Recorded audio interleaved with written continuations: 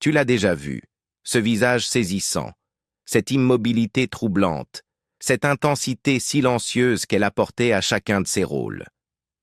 De Manon des Sources à Un cœur en hiver, Emmanuelle Béard était bien plus qu'une présence à l'écran. Elle était une énigme. Pendant des décennies, les murmures ont circulé. Sur la tristesse dans son regard, sur le changement soudain de son apparence, sur les tragédies personnelles qu'elle n'évoquait jamais. Aujourd'hui, à 62 ans, elle brise enfin le silence. Et ce qu'elle révèle est plus sombre, plus intime et plus déchirant que tout ce que l'on aurait pu imaginer. Car la vérité ne concerne pas seulement ce qu'elle a vécu, mais à quel point elle a su le dissimuler, l'abus qui lui a volé son enfance. Née en 1963 dans le village ensoleillé de Gassin sur la côte d'Azur, Emmanuelle Béard semblait venir d'un éclat d'étoiles. Sa mère, Geneviève Galéa, était une actrice et mannequin d'une beauté saisissante aux origines croates et grecques. Son père, Guy Béard, était l'un des poètes et chanteurs les plus aimés de France. Mais cette famille n'était pas faite pour les contes de fées. Lorsque la petite Emmanuelle n'était encore qu'une enfant, ses parents se sont séparés. Son père, un homme complexe, a quitté le foyer familial et elle a été principalement élevée par sa mère. Leur maison, animée par des demi-frères et sœurs de différents pères, était pleine de vie, mais fragile. Et quelque part, dans ses premières années, un prédateur est entré dans son univers. En 2023, Emmanuelle Béard a enfin brisé le mur qu'elle avait tenu debout toute sa vie.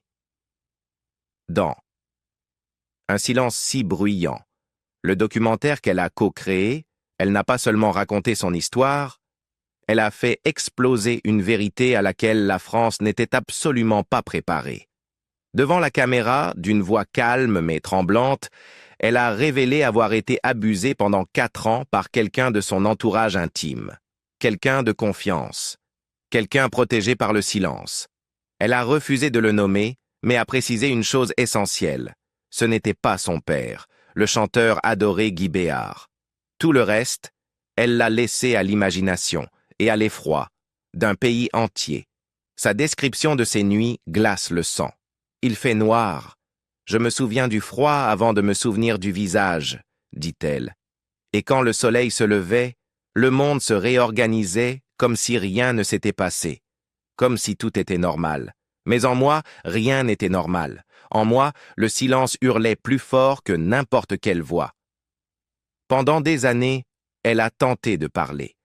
Elle s'est tournée vers ceux qui auraient dû la protéger, ses parents, ses frères et sœurs, des adultes en qui elle avait confiance. Elle leur a dit la vérité. Elle a lancé les mots dans l'air comme une bouée de sauvetage. Et le résultat? Rien. Aucune réaction. Aucune intervention. Aucun secours. Juste de la confusion, du déni, peut-être de la peur. Elle ne le saura jamais vraiment. Ce qu'elle sait, c'est que l'abus a continué, car le silence est un feu vert pour la violence. Une seule personne l'a véritablement entendue, sa grand-mère, Nelly. Béard a expliqué que cette femme, douce, sévère, attentive, avait remarqué le changement en elle avant tout le monde. Quand la situation est devenue insupportable, sa grand-mère a pris les choses en main. Elle n'a pas attendu l'aide de la famille ou des institutions. Elle a mis sa petite fille dans un train, l'a envoyée loin et l'a arrachée à la portée du prédateur. « Elle m'a sauvé la vie », a confié Béard.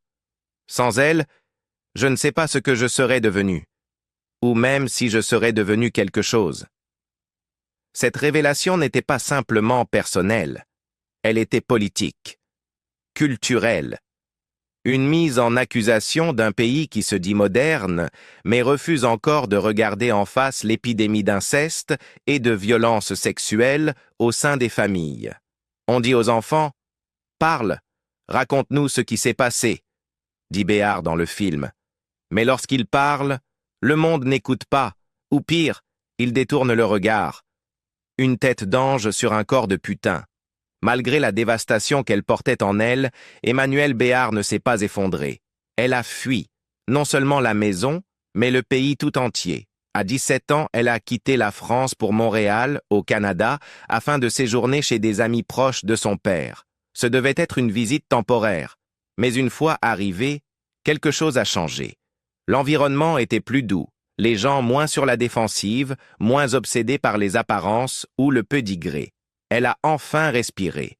Elle s'est inscrite au Collège international Marie de France, une école privée francophone du Québec, où elle a commencé à reconstruire son identité loin du traumatisme et de la honte. Elle a appris l'anglais, elle a lu de la poésie. Elle a erré dans les rues enneigées en réfléchissant, pour la première fois, à ce qu'elle voulait, et non à ce que les autres attendaient d'elle. Et ce qu'elle voulait, c'était jouer. Non pas pour fuir qui elle était, mais pour donner enfin une forme aux émotions qu'elle n'arrivait pas à nommer.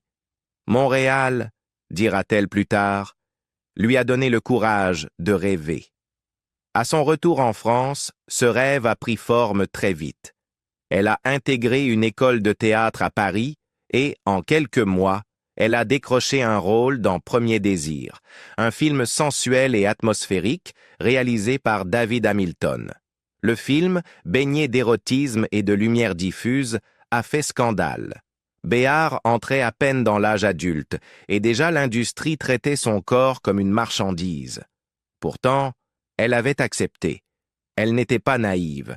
Elle était simplement désespérée de travailler, d'exister autrement que par ce qu'on lui avait fait. Puis est venue Manon des Sources. Son rôle de Manon, une bergère sauvage, brûlée de soleil, en quête de justice pour son père, fut électrisant. À l'écran, elle était aérienne, vengeresse, indomptée. Face à Yves Montand et Daniel Auteuil, elle ne se contentait pas d'être à la hauteur. Elle dominait l'image. Le public français était hypnotisé. Le César du meilleur second rôle suivit. Et soudain, elle fut propulsée au rang de légende. Mais l'industrie ne l'a pas couronnée pour sa complexité. Elle l'a couronnée pour son visage. La presse française est devenue obsédée, non par son jeu, mais par sa beauté. Les couvertures de magazines la qualifiaient de déesse, de mirage, de mythe nu. Les réalisateurs fétichisaient sa fragilité. L'un d'eux lui a un jour lancé « Tu es trop parfaite pour jouer une vraie femme ». Claude Chabrol, dans un compliment déguisé, l'a décrite comme « une tête d'ange sur un corps de putain ». Cette phrase lui est restée, pas seulement à cause des critiques, mais en elle. Cette perception est devenue sa prison. Les directeurs de casting voulaient la voir pleurer joliment, se dénuder élégamment, se briser sous une lumière douce. On lui proposait toujours les mêmes rôles. La muse, la maîtresse, l'énigme, elle aspirait à plus sombre, à plus profond. Mais le système la laissait rarement aller là. Et pourtant, elle n'a jamais renoncé. Dans les années 1990, elle a enchaîné des performances magistrales. La Belle Noiseuse, où elle pose nue pendant des heures dans une méditation sur l'art et l'obsession. Un cœur en hiver, où elle incarne une violoniste déchirée entre amour et loyauté. Une femme française qui lui vaut le Saint-Georges d'argent à Moscou. Et Nelly et Monsieur Arnaud, un portrait silencieux et poignant du désir et de la dignité. Ce n'étaient pas seulement des rôles, c'étaient des tentatives de reprendre le contrôle de son récit. Puis vint Hollywood. En 1996, elle rejoint Mission. Impossible aux côtés de Tom Cruise, mais l'expérience la laisse froide. Elle confiera plus tard s'être sentie invisible sur ce plateau, réduite à un rôle décoratif. C'était la même histoire, simplement dans une autre langue. En 2003, au sommet de sa gloire, elle publie une couverture nue d'Emmanuel Béard. Elle a 39 ans. Le numéro se vend en quelques jours, le plus vendu de l'histoire du magazine. Et pourtant, pour Béard, ce n'était pas une libération. C'était une performance de plus, un masque supplémentaire, une nouvelle tentative d'affirmer un contrôle sur un corps qui, pour elle, n'avait jamais vraiment été le sien. Ce n'était pas la liberté, dira-t-elle plus tard. C'était la survie. La chirurgie qui a étouffé son sourire. Au début des années 1990, au sommet de sa gloire et considérée comme l'une des plus belles femmes du cinéma français, Emmanuelle Béard a pris une décision qu'elle qualifiera plus tard de l'un des plus grands regrets de sa vie. Derrière les apparences de sa carrière ascendante, couverture de magazines, nomination au César, acclamation critique, Béard se battait contre un ennemi invisible, l'insécurité.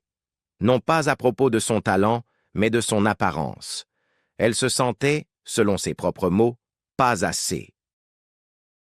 Ainsi, en 1990, sous la pression d'une industrie férocement centrée sur l'image et d'une presse toujours plus critique, elle a eu recours à la chirurgie esthétique, une augmentation des lèvres. Elle n'était ni la première actrice à le faire, ni la dernière. Mais pour Béard, le résultat fut dévastateur. Ça a été un désastre, confiera-t-elle des années plus tard dans Le Monde. Un traumatisme. J'ai eu l'impression que mon visage ne m'appartenait plus. Je regardais le miroir et je ne reconnaissais pas la femme qui me faisait face. Au lieu de lui redonner confiance, la procédure brisa quelque chose en elle. Le volume de ses lèvres était exagéré, artificiel, et le public le remarqua immédiatement. Mais ce qui la blessait le plus n'était pas le jugement, c'était le silence. « Personne ne m'en a jamais parlé », dit-elle. Aucun réalisateur, aucun partenaire de jeu, aucun journaliste. Tout le monde le voyait et tout le monde se taisait. Ce silence était plus violent que n'importe quelle insulte. Dans les années suivantes, ses performances, aussi puissantes soient-elles, furent systématiquement regardées à travers le prisme de cette chirurgie. Les critiques ne parlaient non plus de son jeu ni de sa présence. Ils se focalisaient sur sa bouche, ses expressions, sa fixité. Brusquement, elle n'était plus l'actrice qui avait bouleversé le monde dans Manon des Sources ou la violoniste d'un chœur en hiver. Elle était devenue un avertissement. Pour Béard, la honte s'enracina profondément. Elle avait fait quelque chose d'irréversible, et contrairement à un costume ou un maquillage, elle ne pouvait pas l'effacer en fin de journée.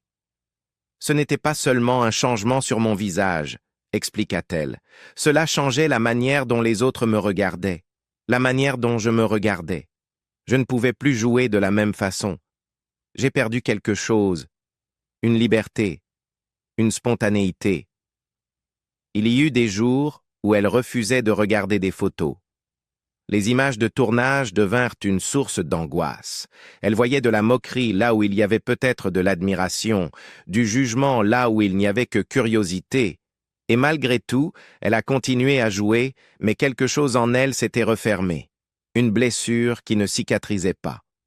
Des années plus tard, en 2012, lorsque Kate Winslet lança la British Anti-Cosmetic Surgery League, un mouvement encourageant les femmes à accepter le vieillissement sans chirurgie, Béard loua publiquement l'initiative, la qualifiant de nécessaire et puissante. Mais lorsqu'on lui demanda si elle voulait en faire partie, sa réponse fut douce, mais ferme. « Non, je ne veux pas mener une croisade. Je veux seulement vivre, mais je n'oublierai jamais ce que ce choix m'a coûté. » Même des décennies après, le traumatisme demeurait. « Rien que l'idée d'une aiguille me tétanise », confia-t-elle à Le Monde. « Je n'ai pas peur de vieillir, j'ai peur de ne plus me reconnaître. » Des histoires d'amour qui n'ont pas survécu. Si la carrière d'Emmanuelle Béard a oscillé entre triomphe et traumatisme, sa vie personnelle a suivi le même rythme hanté, jalonnés d'histoires d'amour passionnées qui ont flamboyé avec promesse, puis se sont effondrés sous le poids de la complexité émotionnelle, des exigences professionnelles et finalement d'un chagrin indicible. Sa première grande histoire d'amour a commencé exactement là où l'on pourrait s'y attendre pour une actrice, sur un plateau de tournage. En filmant L'amour en douce au milieu des années 1980, Béard rencontre Daniel Auteuil, l'un des acteurs les plus respectés de France. Ce qui n'était au départ qu'une alchimie de cinéma s'est rapidement transformé en quelque chose de bien plus profond en coulisses. Ils furent attirés l'un vers l'autre d'une manière irrésistible. Dès lors, ils devinrent inséparables, à la fois comme amants et comme partenaires de jeu. Au fil des années, ils ont partagé l'affiche dans Manon des Sources, Un cœur en hiver et Une femme française, des films qui n'ont pas seulement marqué le cinéma français, mais qui ont façonné l'image publique de Béard en femme lumineuse, complexe, à la fois fragile et intrépide. Pendant près de 10 ans, Auteuil fut son repère dans un monde qui adorait sa beauté, mais protégeait rarement son âme. Elle lui attribuera plus tard un rôle décisif dans sa stabilité émotionnelle. « Il m'a donné confiance », dira-t-elle à Paris Match. « Il m'a appris à prendre du recul face à la folie. » En 1992, leur amour se concrétise. Ils accueillent une fille, Nelly, l'enfant que Béard qualifiera de plus grande joie de sa vie, un symbole d'innocence qu'elle était farouchement déterminée à préserver des ténèbres qu'elle-même avait connues. Mais même les grandes histoires d'amour ont leur point de rupture. En 1995, leur relation prend fin. Pas de scandale, pas de spectacle médiatique, juste le silence. Plus tard, certains amis diront que la pression de leur carrière croisée, leur intensité émotionnelle et le poids constant des projecteurs avaient lentement usé leur couple. Quelles que furent les raisons, une vérité persista. La séparation laissa une cicatrice. Pas seulement du regret, quelque chose de plus doux, de plus permanent. Une tendresse enveloppée de pertes. Peu de temps après, Béard trouva un autre type de lien auprès du compositeur David-François Moreau, le demi-frère du chanteur Patrick Bruel. Leur amour était plus discret, plus intime, loin des flashs, des avant-premières, de la pression publique permanente. En 1996, elle donne naissance à leur fils, Johan. Une fois encore, la maternité transforma son monde. Béard répétait souvent que ses enfants étaient la seule vérité qui ne s'efface jamais. Et pendant un temps, elle tenta de construire une vie autour de cette vérité. Mais l'amour, même doux, n'est pas toujours durable. Peu à peu, sa relation avec Moreau se délita, non pas dans le tumulte, mais dans une distance lente et inévitable. Pas de dispute publique, pas de rupture théâtrale. Simplement, deux êtres qui s'éloignent, aussi silencieusement qu'ils s'étaient trouvés. Puis vint Vincent Meyer, producteur de cinéma réputé pour son intelligence, sa chaleur et son sens artistique. Meyer apparut dans la vie de Béard comme une seconde chance. Quelqu'un qui semblait comprendre non seulement l'actrice, mais la femme derrière les rôles. Ils se rencontrent au début des années 2000 et deviennent rapidement un couple. Ceux qui les entouraient décrivaient leur relation comme profondément émotionnelle, fondée sur une sensibilité artistique commune et un désir de stabilité, quelque chose que Béard avait rarement connu. Il lui apporta quelque chose de rare, la paix. Elle dira un jour qu'il était l'un des rares à réellement la voir, non comme un symbole ou une présence à l'écran, mais comme un être humain avec des cicatrices, des rêves et une âme en quête de sécurité. Leur relation n'était pas seulement romantique, elle était réparatrice. Elle s'imaginait vieillir à ses côtés. Mais en mai 2003, cette vision s'effondra. Béard venait d'arriver à Cannes pour présenter Les Égarés, le nouveau film d'André Téchiné. Le tapis rouge l'attendait. Les photographes, les applaudissements, la célébration. Mais quelques heures avant de faire son apparition, elle reçut un appel. Vincent Meyer était mort. Il s'était donné la mort dans son appartement parisien. Pas d'explication, pas de lettre. Juste le silence. Ce qui suivit dépasse l'entendement. Emmanuelle Béard ne se désista pas. Elle marcha sur le tapis rouge, posa pour les photos, se tint auprès de ses partenaires de film. Son visage semblait maîtrisé, ses gestes gracieux. Mais à l'intérieur, elle confiera plus tard ne rien avoir ressenti. « Je ne me souviens pas de cette nuit, » dira-t-elle. « J'ai bougé comme un fantôme, tout s'était arrêté. » Pendant des jours, la presse ignorait tout de ce qu'elle portait. Ce n'est que plus tard que l'histoire fut révélée. Et même alors, Béard refusa d'en faire un spectacle. Elle parla de Meyer avec une douceur respectueuse. « C'était l'homme avec qui je pensais vieillir, » avoua-t-elle. Sa mort m'a brisé d'une manière dont je n'ai pas pu parler pendant des années. En privé, elle porta le deuil comme une seconde peau. Ses proches affirment que ce n'était pas seulement de la tristesse, mais de la culpabilité. La culpabilité de n'avoir rien vu venir, de ne pas avoir été là, de sourire aux caméras alors que l'homme qu'elle aimait le plus était seul dans ses dernières heures. Ce genre de douleur ne disparaît pas. Il s'installe dans les os. Ce moment l'a marqué, non seulement émotionnellement, mais existentiellement. Elle le décrira plus tard non comme un tournant, mais comme une rupture qui ne guérit pas. Elle transforme tout ce qui vient après. Et pourtant, elle a survécu, mais pas intacte. En 2008, Béar épouse l'acteur Michael Cohen. Une union plus discrète, loin des gros titres qui avaient jadis accompagné sa vie. 1 an plus tard, ils prennent une décision bouleversante. Ils adoptent un enfant en Éthiopie, un garçon nommé Surafel. Nous voulions donner de l'amour à un enfant qui en avait besoin, dira simplement Béar, choisissant une fois de plus de bâtir sa vie sur le soin plutôt que sur le chaos. Pendant un instant, l'espoir renaît, un souffle de nouveau départ. Mais en 2011, le mariage prend fin, silencieusement, sans drame, sans amertume, juste un chapitre de plus refermé. Et elle continua d'avancer, toujours en quête de paix, toujours en apprentissage pour vivre avec les fantômes de ceux qu'elle avait aimés et perdus. La quête de paix. La même année, sa grand-mère adorée, Nelly, la seule adulte qui l'ait vraiment protégée, est décédée à l'âge de 107 ans. Son père, Guy Béar, s'est éteint en 2015.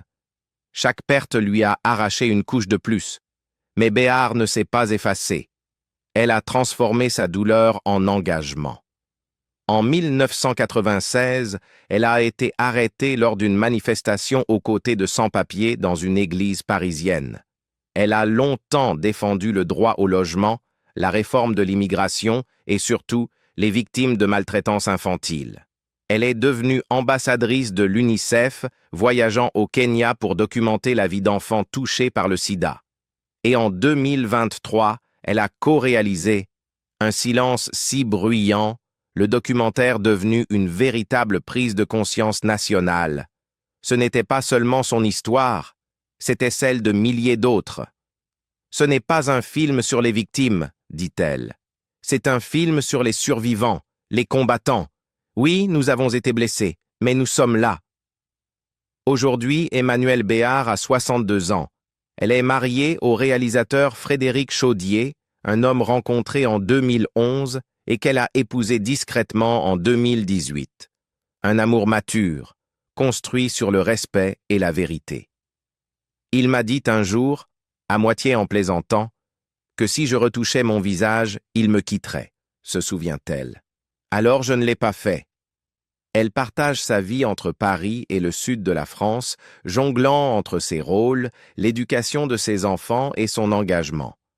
En 2022, elle est apparue à Cannes comme un fantôme d'une autre époque, élégante, rayonnante, mais marquée par le temps.